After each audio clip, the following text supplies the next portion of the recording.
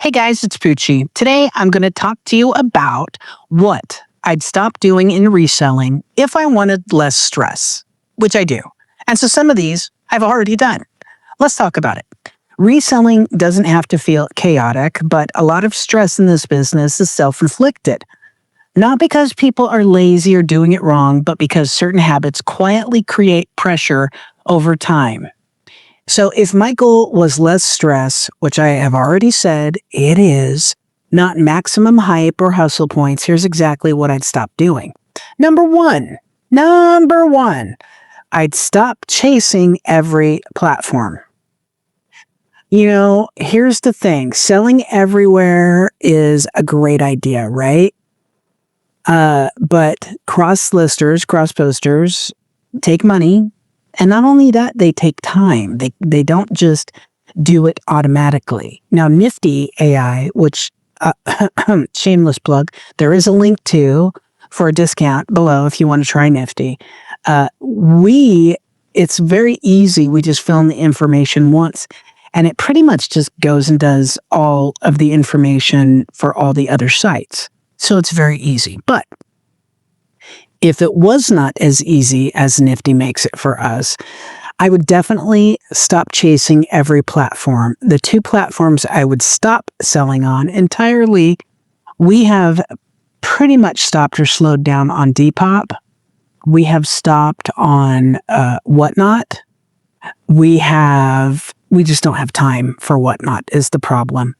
I'm thinking about stopping or slowing down on Mercari, because we don't sell enough. So selling everywhere sounds smart. You have one item, you want to maximize it to as many places as possible so you can sell it fast.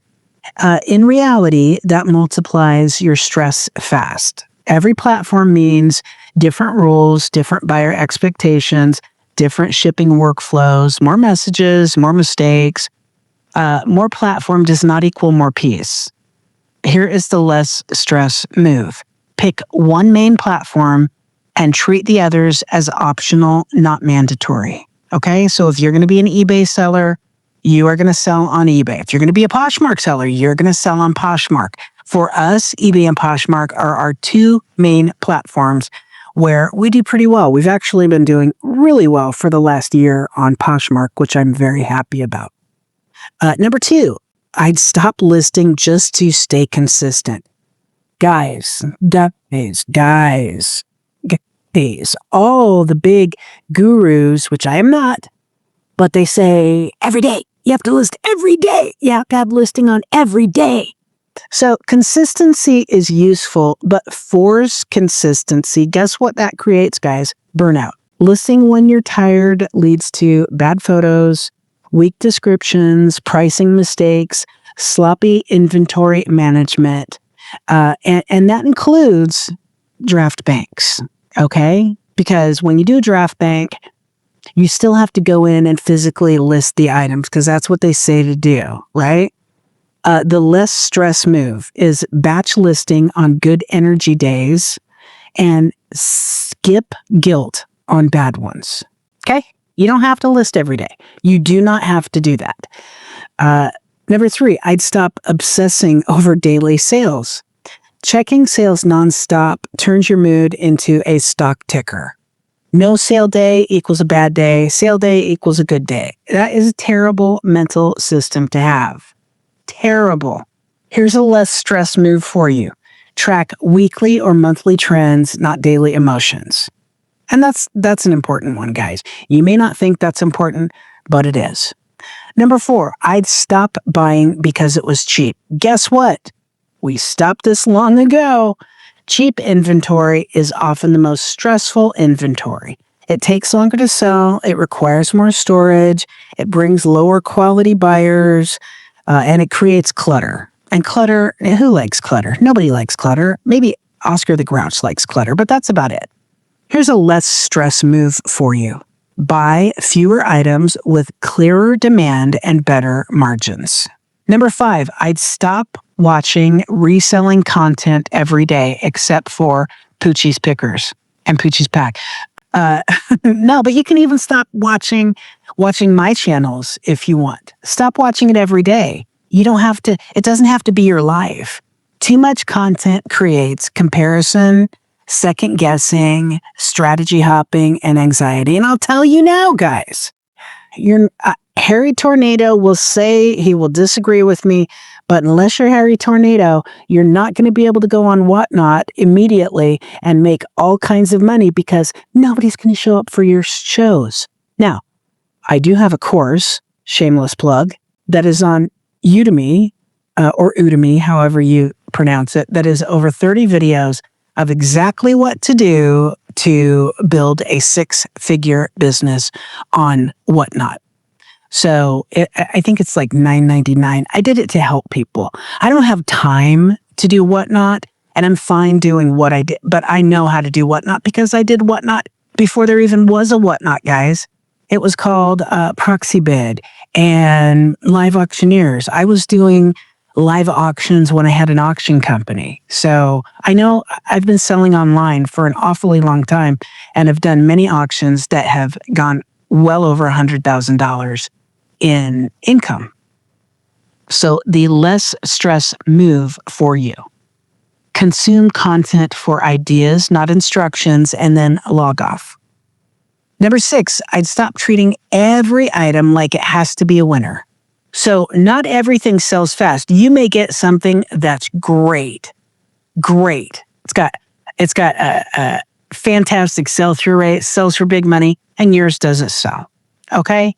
So not everything sells fast. Not everything sells at all. Stress comes from expectation, not reality. Here's a less stress move for you. Accept that some inventory will just be slow or dead, and plan for it instead of fighting it. Number 7, I would stop ignoring my physical setup.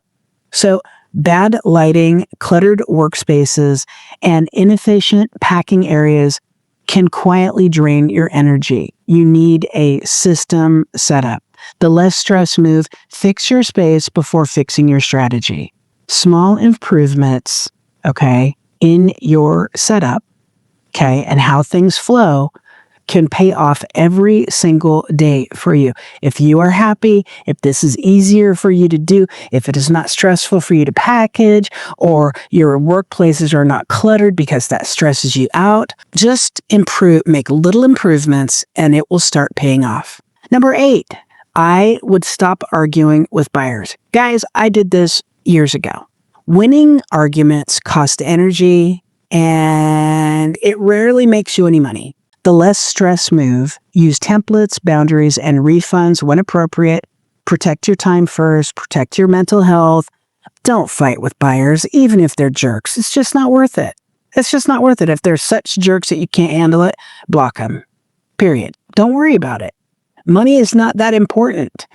Number 9, I'd stop hoarding quote unquote future listings. Unlisted inventory is mental debt. Let me say that again. Unlisted inventory is mental debt. Every unlisted item is a reminder, a pressure point, a source of guilt. Here's a less stress move. Cap your death pile. If it's full, stop buying. If your death pile is full, stop buying. Period. Stop buying. How many of these gurus ever tell you stop buying? I'm telling you. If your death pile is full, don't buy anything else. Just don't. Number 10, I would stop treating reselling like an emergency.